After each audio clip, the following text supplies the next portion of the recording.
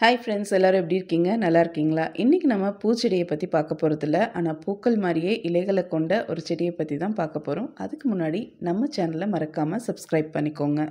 இந்த தாவரங்களுடைய common name அப்படின்னு பார்த்தீங்கன்னா வாட்டர் கேபேஜ் இல்லைன்னா வாட்டர் லெட்யூஸ் அப்படின்னு சொல்லுவாங்க. இதனுடைய பிறப்பிடம் பார்த்தீங்கன்னா நைல் நதி அப்படிங்கிறதுனால நைல் கேபேஜ் அப்படிங்கிற பேரும் இருக்குது.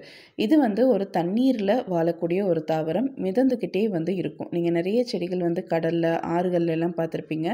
மேலே மிதந்தபடியே அப்படியே போயிட்டே இருக்கும். ஸோ அந்த மாதிரி அந்த வகையை சேர்ந்த ஒரு தாவரம் தான் இந்த வாட்டர் கேபேஜ்.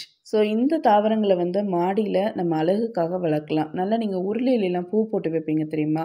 அதுக்கு பதிலாக இந்த பிளான்ட்டை நீங்கள் ஒரிஜினலாகவே போட்டு வைக்கும்போது அப்படியே பார்க்குறதுக்கே பச்சை கலரில் அவ்வளோ ரம்மியமாக இருக்கும். அதுலேயும் ஸ்பெஷலாக நல்ல பெரிய ஸ்டோன் உருளி அந்த மாதிரிலாம் கிடைக்குதுன்னா அதில் போடும்போது ஒரு ஆஸ்தட்டிக் லுக் கொடுக்கும் பார்க்குறதுக்கே. ஸோ ரொம்ப பியூட்டிஃபுல்லான ஒரு செடின்னு சொல்லலாம். அது போக பார்த்திங்கன்னா பன்றிகள் அண்ட் வாத்து இதுக்கு இதை உணவாக கொடுக்குறாங்க. மேலும் நம்மளுடைய மீன் தொட்டி இருக்கு இல்லையா? மீன் தொட்டிகளில் இந்த செடிகளை வளர்க்கும்போது நல்ல ஒரு வாட்டர் ஃபில்டராக இந்த செடிகள் இருக்குது.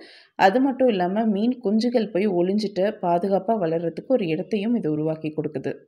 இந்த செடிகளை நீங்கள் நிறைய குளங்கள் குட்டைகளில் பார்க்கலாம். எஸ்பெஷலி சென்னை மாதிரி ஏரியாவில் இருக்கிறவங்களுக்கு கண்டிப்பாக தெரிஞ்சிருக்கும்.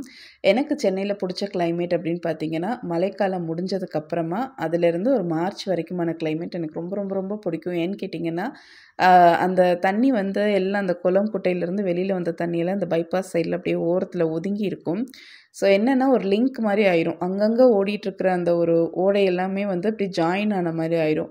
அதில் பார்த்திங்கன்னா அவ்வளோ மீன் இங்கேயும் அங்கேயும் போயிட்டே இருக்கும். பார்க்குறதுக்கே அவ்வளோ அழகாக இருக்கும். அவ்வளோ இனப்பெருக்கம் பண்ணியிருக்கும் அந்த சீசனில். அதில் எஸ்பெஷலி இந்த ஓடை மாதிரி போகிற இடங்கள்ல எல்லாமே பார்த்திங்கன்னா இந்த வாட்டர் கேபேஜஸ் நிறையா இருக்கும். ஸோ அந்த தண்ணி இதை கிளியராக வச்சுக்கும் அங்கே வளரும்போது. அந்த இதை கொஞ்சம் நகர்த்திட்டு பார்த்தீங்கன்னாவே அவ்வளோ மீன் குஞ்சுகள் இருக்கும் இதுக்கு அடியில். ஸோ அவ்வளோ பியூட்டிஃபுல்லாக இருக்கும் பார்க்குறதுக்கே. அண்ட் என் வீட்லேயும் பர்சனலாக என்னுடைய மீன் தொட்டியில் இதை நான் வளர்த்திருக்கேன். எஸ்பெஷலி கோல்டு ஃபிஷ்ஷு இதெல்லாம் வளர்க்குறீங்கன்னா இந்த செடி செட் ஆகாது. பிகாஸ் கோல்டு ஃபிஷ் என்ன பண்ணணும்னா செடியை கடிச்சு கடிச்சு செடி வளரவே வளராது. அந்த மாதிரி பண்ணி விட்டுரும். நீங்கள் கப்பி ஸ்மோலி இந்த மாதிரி ட்ரை பண்ணுறீங்க அப்படின்னா தாராளமாக இந்த செடிகளை நீங்கள் ஃபிஷ் டேங்க்கில் வளர்த்துக்கலாம். இந்த செடியை வளர்க்கும் போது நல்ல ரவுண்டான தொட்டிகள் எடுத்துட்டிங்கன்னா பார்க்குறதுக்கு ரொம்ப அழகாக இருக்கும். இப்போ என்னுடைய பழைய தொட்டி ஃபுல்லாக இந்த செடிகள் நிறைய ஆயிடுச்சு. கீழே தொங்க ஆரம்பிச்சிருச்சு. அது தொங்க ஆரம்பித்ததுனால வெளியிலேருந்து மாவு பூச்சி ஃபுல்லாக சைடு ஃபுல்லாக ஆயிடுச்சு. இதில் மாவு பூச்சி வரும் அப்படிங்கிறது எனக்கே இப்போ தான் தெரியும். ஸோ அதனால் என்ன பண்ணேன்னா அதிலேருந்து எடுத்துகிட்டு அதை விட கொஞ்சம் பெரிய சைஸ் டப்பு வாங்கி அதில் இப்போ நான் ரீபாட் பண்ண போகிறேன்.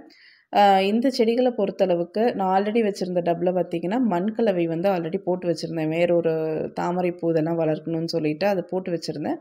பட் தாமரைப்பூ வேற ஒரு தொட்டியில் நான் மாற்றினதுனால இந்த செடிகளை அதில் நான் போட்டுட்டேன்.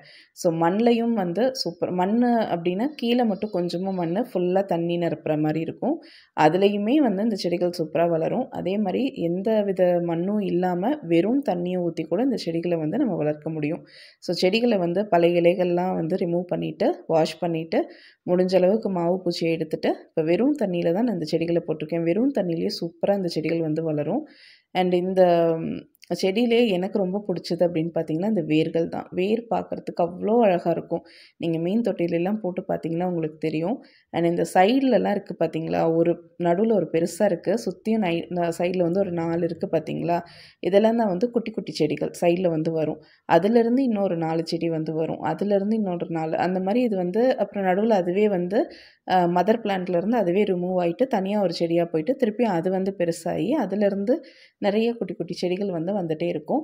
ஸோ ரொம்ப சீக்கிரம் ரொம்ப ஃபாஸ்ட்டாகவே வளரக்கூடிய ஒரு செடி. சீக்கிரமாக வளர்ந்துடும். நீங்கள் ஒன்று வாங்கிட்டு வச்சிங்கனாவே ஒரு 1 or 2 வீக்ஸில் உங்களுக்கு அந்த பாட் ஃபுல்லாகவே நிறைய ஆரம்பிச்சிடும். அந்தளவுக்கு ஃபாஸ்ட்டாக வளரக்கூடிய ஒரு செடி இது. முக்கியமான விஷயம் என்னென்னா இந்த செடிகளுக்கு சூரிய வெளிச்சம் கண்டிப்பாக தேவை. அட்லீஸ்ட் ஒரு 5லேருந்து 6 மணி நேரமாவது மினிமம் நீங்கள் கொடுக்கணும். ஃபுல் டேவும் வெயிலில் இருக்குது அப்படின்னா பிரச்சனை கிடையாது.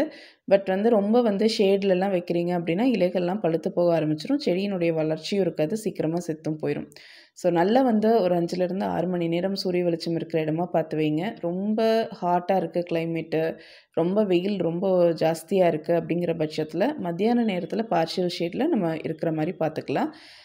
ஸோ இந்த செடிகள் ஷேடில் இருக்கும்போது கொஞ்சம் பார்ஷியல் ஷேட் கொடுத்து கொஞ்சம் வளர்க்கும்போது பார்த்திங்கன்னா நல்லா லீவ்ஸ் எல்லாம் நல்ல ஒரு டார்க் க்ரீன் கலரில் இருக்கும். பார்க்குறதுக்கு ரொம்ப அழகாகவும் இருக்கும். ஸோ வெறும் தண்ணியில தான் இந்த செடிகள வச்சுருக்கோம் இல்லையா? உங்களுக்கு இந்த செடிகளுக்கு வந்து நியூட்ரியன்ட்ஸ் பத்தல அப்படின்னு நெனச்சீங்கன்னா, எப்சம் சால்ட்டோ இல்லன்னா வேற ஏதாவது லிக்விட் ஃபெர்டிலைசரும் உங்ககிட்ட இருந்தா டைரக்ட்டாவே தண்ணீல நீங்க ஆட் பண்ணிக்கலாம். சப்போஸ் இந்த தண்ணீல நீங்க மீன் வளர்க்குறீங்க அப்படின்னா, பெட்டர் வந்து தனியா ஒரு அ தொட்டியிலயோ, இதுலயோ வந்துட்டு ஃபெர்டிலைசர்ஸ் ஆட் பண்ணிவிட்டு, அதில கொஞ்ச நேரம் இந்த செடிகள வச்சுட்டு, அதுக்கப்புறமா வந்து நீங்க இந்த மீன் தொட்டிக்கு வந்து மாத்திக்கலாம். அண்ட் இதில வந்து ஆர்கானிக் ஃபெர்டிலைசர்ன்னு சொல்லி இந்த வெங்காயத்தூள் தண்ணி இதெல்லாம் ஆட் பண்ணிறாதீங்க. பிகாஸ் ஸ்மெல் அடிக்க ஆரம்பிச்சுரும். ஸோ முடிஞ்ச அளவுக்கு இந்த எப்சம் சால்ட் அந்த மாரி லிக்விட் ஃபெர்டிலைசர்ஸ் அப்படியே குடுக்க ட்ரை பண்ணிக்கோங்க. அண்ட் வெயில் காலங்கள்ல மறக்காம தண்ணி வந்து அப்பப்போ செக் பண்ணி ஃபில் பண்ணிக்கோங்க. இல்லைனா செடி சுருங்கி வாடி போயிடும். ஸோ ரொம்ப சுலபமாகவே வளர்க்கலாம். மெயினாக சூரிய வெளிச்சத்தையும் தண்ணீரையும் நீங்கள் கரெக்டாக பார்த்துட்டீங்க அப்படின்னாவே இந்த செடியை வந்து ஜீரோ மெயின்டெனன்ஸில் ரொம்ப அழகாகவே வீட்டில் வந்து வளர்க்கலாம். அண்ட் ஒரு அஸ்தட்டிக் லுக் வந்து கொடுக்கக்கூடிய ஒரு செடி. ஸோ கண்டிப்பாக வீட்டில் ஃப்ரண்ட் என்ட்ரன்ஸ்லாம் நீங்கள் கண்டிப்பாக ட்ரை பண்ணி பார்க்கலாம். உங்களுக்கு இந்த வீடியோ பிடிச்சிருக்குன்னு நினைக்கிறேன். இதையும் தாண்டி உங்களுக்கு ஏதாவது டவுட்ஸ் இருந்ததுன்னா மறக்காமல் கமெண்ட் செக்ஷனில் கேளுங்க. உங்களுக்கு இந்த வீடியோ பிடிச்சிருக்குன்னா லைக் பண்ணுங்கள், ஷேர் பண்ணுங்கள், கமெண்ட் பண்ணுங்கள். அண்ட் கார்டனிங் பிடிக்கும்னா நம்ம சேனலை சப்ஸ்கிரைப் பண்ணிக்கோங்க. நன்றி, வணக்கம்.